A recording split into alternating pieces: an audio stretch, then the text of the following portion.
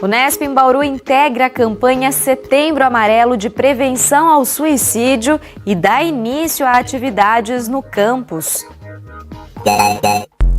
A primeira ação foi uma palestra no Anfiteatro Guilhermão, aberta a toda a comunidade, mas tem programação ao longo de todo o mês. 2 professores da Unesp, especialistas nas áreas de geologia e paleontologia, comentam o impacto que a destruição do Museu Nacional no Rio de Janeiro, consumido pelo fogo no último domingo, traz para a ciência e a pesquisa no país. A edição desta quinta-feira começa agora.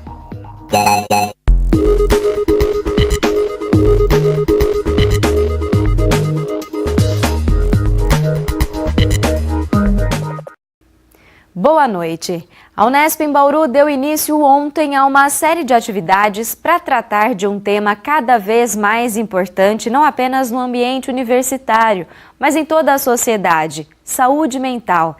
Em parceria com o CVV, o Centro de Valorização da Vida, o evento de ontem falou sobre os fatores de risco e também de proteção em relação ao suicídio. E o Anfiteatro Guilhermão recebeu um público variado, inclusive de fora da universidade. Para aquecer o corpo na noite fria bauruense e ainda para relaxar a mente, uma apresentação musical recepcionou o público que compareceu ao Anfiteatro Guilhermão.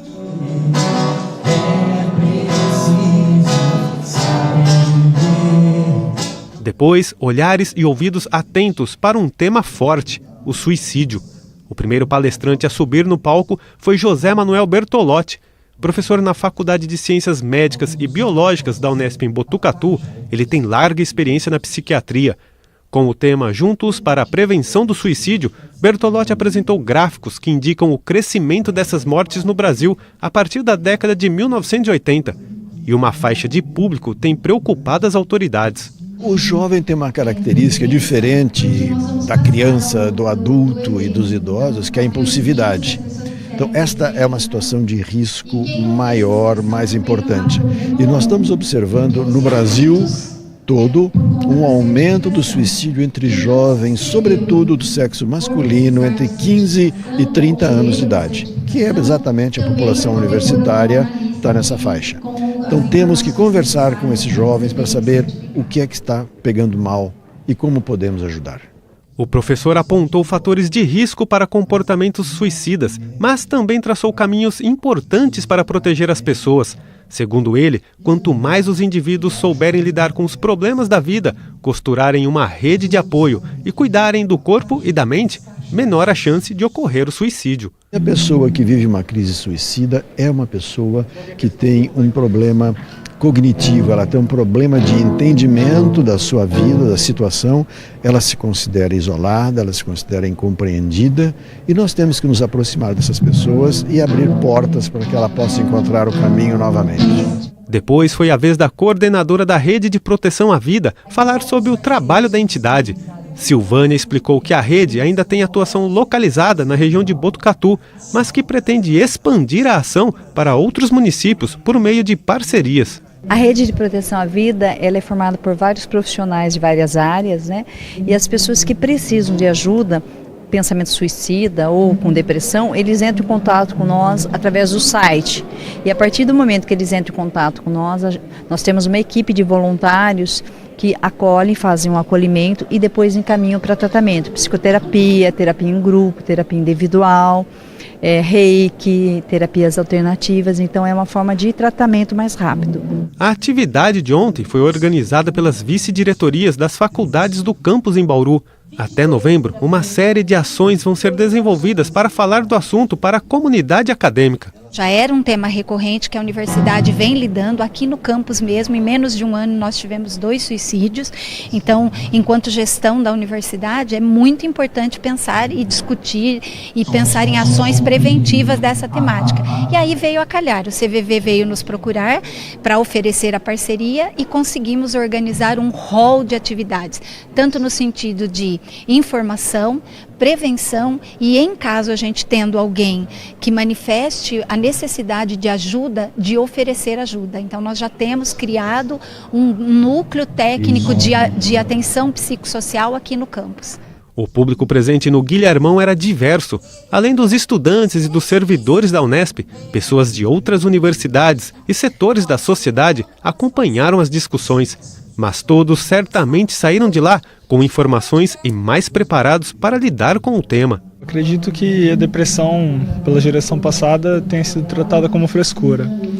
E hoje é de grande importância ter esse papel, ter esse espaço para poder se falar sobre a depressão, porque previne muito, ajuda as pessoas a falarem, a resolverem os problemas. Muitas vezes só ouvir já é de grande importância, previne muitos suicídios. Sabendo como lidar com o assunto, eu já acho que é importante. Assim a gente consegue perceber essas pessoas, né? Porque não aconteceu ainda, mas pode ser que eu venha, né, a ver, a conhecer. Em questão de jovens, eu acho que primeira parte, eu acho que grande a família, em uma estrutura, uma ajuda, realmente de viver no mundo deles, que não consegue ter uma abertura, não consegue ter uma fala com outras pessoas, de ficar sempre na dele. Então eu acho que o jovem acaba tendo muito problema com ele mesmo.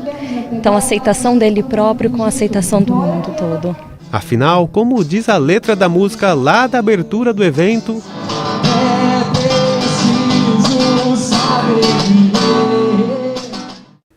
No próximo dia 17, às 8h30 da noite, o Anfiteatro Guilhermão recebe mais uma palestra dentro da programação do Setembro Amarelo. Quem sobe ao palco é a professora da Escola de Enfermagem da USP em Ribeirão, Kelly Vedana. O tema da apresentação é saúde mental na universidade. Mais cedo, às 14h, vão ser desenvolvidas oficinas de saúde mental com alunos da Unesp no prédio da Sala 70. Outras informações dessa programação podem ser obtidas pelo telefone 3103-6072. Ao longo de toda esta semana é realizada na cidade de Joinville, em Santa Catarina, a 41ª edição do Intercom, o Congresso Brasileiro de Ciências da Comunicação. A Unesp em Bauru está representada em diferentes atividades e 4 professores da unidade contam pra gente como tem sido a participação deles no encontro. Vamos conferir.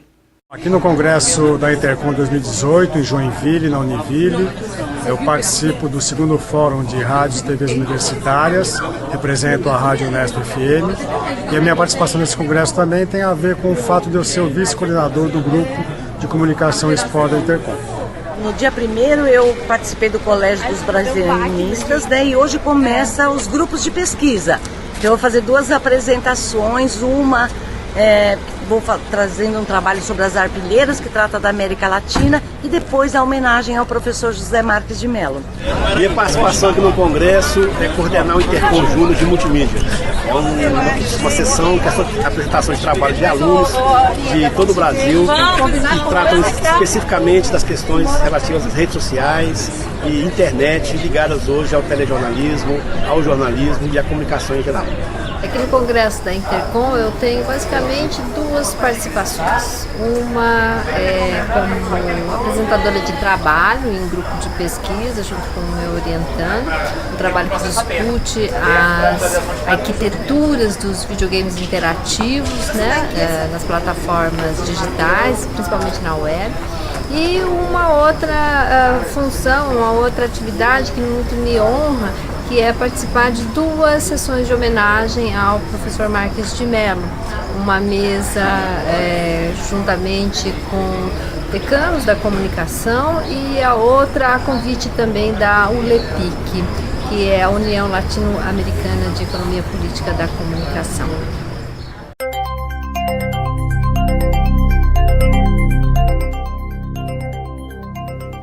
Hora de saber como fica o tempo no feriado. Confira as informações do IPMET e do CPTEC no mapa.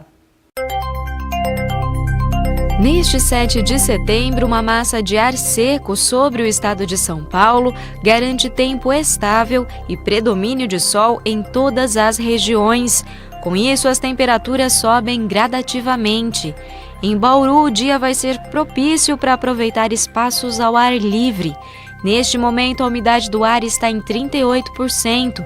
São registrados ventos de 4 km por hora.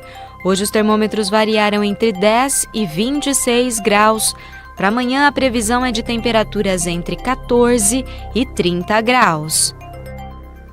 O incêndio de grandes proporções que destruiu o Museu Nacional do Rio de Janeiro no último domingo expôs o descaso com a memória e a ciência no país. O prédio abrigava a primeira instituição científica brasileira e entre as cerca de 20 milhões de peças do acervo, muitas ainda não tinham sido completamente estudadas. Ainda não há um balanço do que foi perdido, mas a sensação de impotência e revolta entre a comunidade científica é grande. Nós vamos ouvir a opinião do geólogo Alexandre Perinotto, diretor do Instituto de Geociências e Ciências Exatas da Unesp em Rio Claro. Particularmente, como geólogo, meu coração chora por assistir limitado, sem ter podido fazer nada, àquilo que eu considero uma tragédia anunciada. Como geólogo, parte do material da minha dissertação de mestrado foi coletado no Museu Nacional.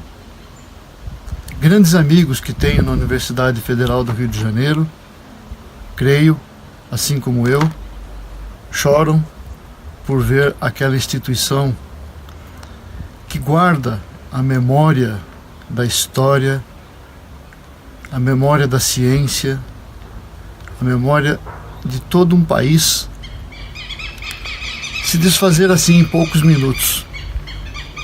Coleções inteiras arqueológicas, coleções geológicas, coleções paleontológicas, que têm raízes profundas na ciência brasileira, se perderam. Como professor universitário do curso de Geologia da Unesp, eu me sinto igualmente muito entristecido. E como dirigente de uma unidade da Unesp, vendo aquele fogo consumir a estrutura, as coleções, mas principalmente consumir algo imaterial, que é consumir um sentimento, consumir a história que está dentro de nós e do nosso país, eu sinto um pouco de revolta ao ver o tratamento que é dado nesse país pelo governo ao destinar uma quantia irrisória de verbas para a manutenção daquele que era o maior museu do Brasil. Esse sentimento, ele deve fazer parte do nosso dia a dia daqui para frente, para que nós estejamos cada vez mais atentos e no nosso dia a dia lutar contra tudo o que é limite para a ciência, tecnologia e educação no país. Junto com as cinzas do Museu Nacional, está lá também aquilo que o governo federal tem de sentimento para nós. Eu acho que ele nos trata como cinzas, sem valor. Porque se fosse de outro jeito, nós estaríamos com um museu vivo, com verbas destinadas à sua manutenção, ao seu crescimento. Toda a comunidade científica brasileira está de luto e vai assim permanecer por muito tempo. Não adianta restaurar o museu. Claro que isso vai ser positivo, mas tudo aquilo que nós perdemos do ponto de vista das coleções científicas não vai ser reparado. Essa cinza que agora nós vemos lá, e tem até um vídeo mostrando a entrada do museu com o Bendegó, aquele meteorito, eu acho que ele deve ser o símbolo da nossa resistência. Ele atravessou o espaço todo para chegar aqui no planeta Terra, ser encontrado e ter ficado exposto lá no museu. Que o Bendegó seja para nós um símbolo de resistência, de luta contra todos aqueles, contra toda situação que limita a ciência nacional, que encara a ciência nacional como custo e não como investimento. Um país sem ciência, sem tecnologia, está fadado a ser um serviçal e não uma nação soberana como deveríamos ser.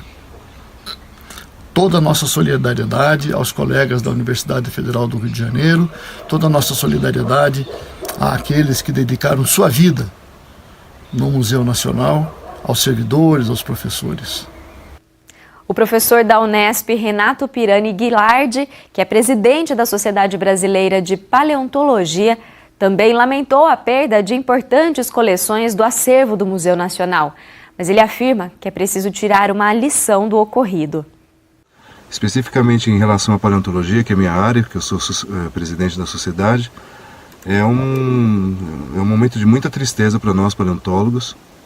A gente teve, na verdade, uma série de exemplares provavelmente perdidos, não vou falar ainda que estão perdidos, mas provavelmente perdidos. A gente está ainda analisando esse tipo de acontecimento, né? Na verdade, a gente tem que ver o rescaldo, o que a gente pode tirar desse processo, se ainda dá tempo de salvar alguma coisa, mas pelo que as coisas estão nos levando a crer,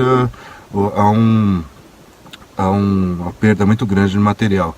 Não sabemos ainda o que especificamente. Existe muito material tipo lá, existe muito, são holótipos que a gente chama, né? Existem muitas coleções, inclusive coleções internacionais que a gente recentemente trouxe de volta ao Brasil. Uma delas é a coleção Caster, uma coleção de fósseis do Devoniano que estava nos Estados Unidos e os pesquisadores do museu, em associação com a sociedade, conseguiram trazer de volta para o Brasil, que talvez estejam perdidos.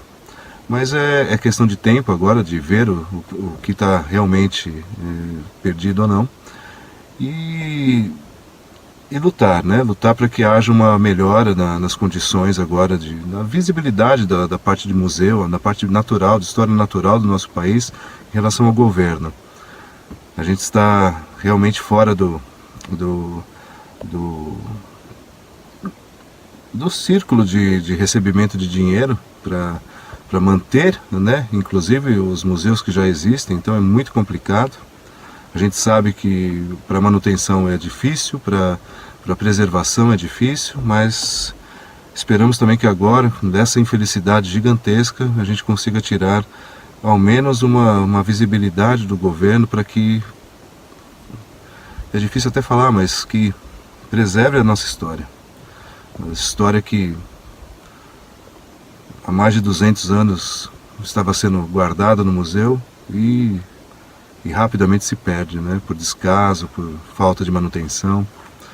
Então, espero que realmente a gente consiga dessa tragédia tirar uma lição de que é necessário a gente olhar com mais cuidado, com mais carinho para a história, não só paleontológica, mas arqueológica e natural, de uma maneira geral, do nosso país. Por hoje é só, não deixe de acompanhar a TV Unesp no canal do YouTube e pelas redes sociais. Um bom feriado para você e eu te espero aqui amanhã. Tchau!